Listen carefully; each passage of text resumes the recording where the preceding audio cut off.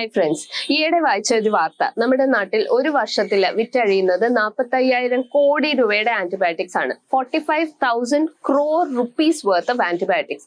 അപ്പൊ തന്നെ മനസ്സിലാവും നമ്മുടെ നാട്ടിൽ എന്തോരമാണ് ആന്റിബയോട്ടിക്സ് മിസ്യൂസ് ചെയ്യപ്പെടുന്നതെന്ന്.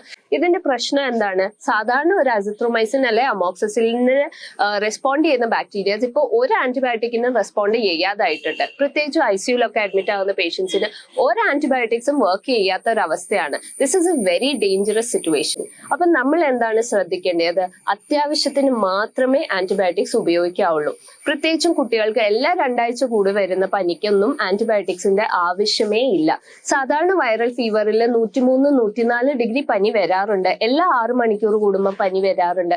അതൊരു 3-4 ദിവസം കഴിയുമ്പോൾ പനി മാറുകയും ചെയ്യും. ന്യൂമോണിയ ഉണ്ടെങ്കിൽ മാത്രമേ, നെഞ്ചിൽ കഫക്കെട്ട് ഉണ്ടെങ്കിൽ മാത്രമേ ആന്റിബയോട്ടിക്സിന്റെ ആവശ്യമുള്ളൂ. സാധാ ചുമയ്ക്കെല്ലാം ആന്റിബയോട്ടിക്സിന്റെ ആവശ്യമില്ല. ഒട്ടുമിക്ക ഡയറിയാസും വൈറസ് കാരണം വരുന്നതാണ്. ഈ വൈറസ് കാരണം വരുന്ന ഡയറിയയ്ക്ക് ആന്റിബയോട്ടിക്കിന്റെ ആവശ്യമില്ല. അപ്പൊ കൃത്യമായിട്ട് ബാക്ടീരിയൽ ഇൻഫെക്ഷൻ ഉള്ളപ്പോൾ മാത്രം ആന്റിബയോട്ടിക്സ് കഴിക്കാനായിട്ട് ശ്രദ്ധിക്കാം. നമ്മൾ ഇന്ന് ആന്റിബയോട്ടിക്സ് എത്ര ജുഡീഷ്യസ്ലി യൂസ് ചെയ്യുന്നോ അത്രയും നമ്മുടെ ഫ്യൂച്ചർ സേഫ് ആയിരിക്കും. താങ്ക്